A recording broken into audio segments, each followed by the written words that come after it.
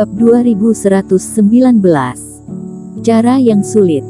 Mungkin Febrina Tang tidak percaya dirinya akan menolong dia keluar dengan sempurna. Karena dirinya hanya fase transendensi, bukan pendekar kuat fase penilaian, juga bukan berasal dari Sekte Agung. Sedangkan Febrina Tang sudah memberikan jalan keluar untuk dirinya, tapi memilih jalan ini bukan kepribadian dia, masih belum sampai tahap seperti itu. Teman seiman ini cukup leluasa, juga cukup percaya padamu, tapi sayang sekali. Fedrisu mendengar pun merasa terharu. Senior Fedrisu, apakah tidak ada cara lain lagi? Erikin mendadak menoleh kepala melihat ke arah Fedrisu. Dia tidak percaya, Fedrisu seorang kultivator fase penilaian, merupakan pendekar kuat yang mahir dalam kemelekatan jiwa. Tidak ada cara lain untuk menghadapi ketua iblis yang hampir mati ini. Jika benar tidak ada, dirinya akan menghancurkan token mencari si Tua Wu. Jika benar tidak ada cara lagi, dirinya akan bertanya kepada semua pendekar kuat fase penilaian yang dia kenal. Meskipun Febrina Tang menyerah, Erikin masih belum sampai tahap untuk menyerah. Cara ada satu. Tapi, ini tidak mungkin berhasil. Erikin membuka matanya lebar-lebar, Fedrisu benar ada cara lain. Apakah bisa berhasil? Berharap senior bisa memberitahu cara ini padaku, kata Fedrisu. Kamu seharusnya mengetahui, kultivator kuat, memiliki teknik sosok bayangan, kata Fedrisu. Tidak peduli raga asli berada berapa jauh, tapi mengandalkan teknik rahasia, menurunkan jiwa dewa kepada junior atau anggota keluarga yang terpercaya. Aku tahu, tapi jurus ini memerlukan pengaturan khusus pada anggota keluarga. Erikin mengerutkan kening. Sosok bayangan jiwa dewa, dirinya sebelumnya pernah melihat, kekuatan sosok bayangan ini saling berhubungan dengan jiwa dewa tuannya. Tetapi tanpa terkecuali, tidak peduli menghancurkan token atau meninggalkan embos di raga, ini semua harus meninggalkan lajur transisi terlebih dahulu.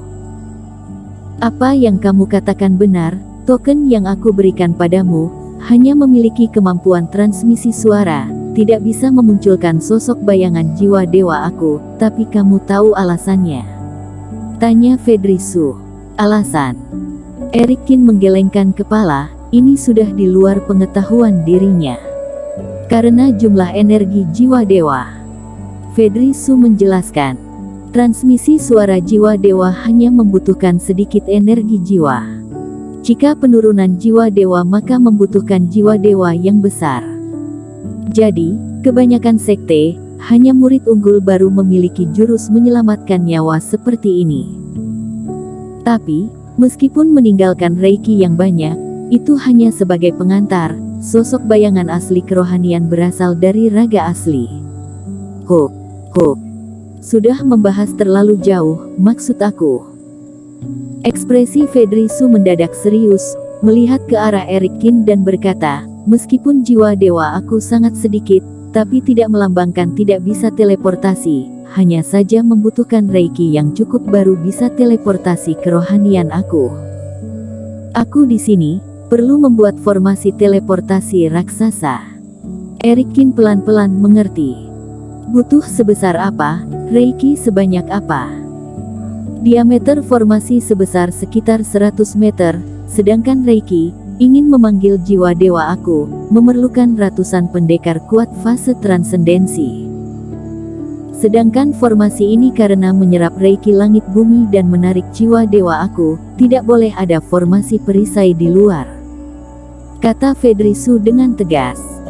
Kamu sudah paham cara ini ada seberapa membahayakan? Erikin pun kaget.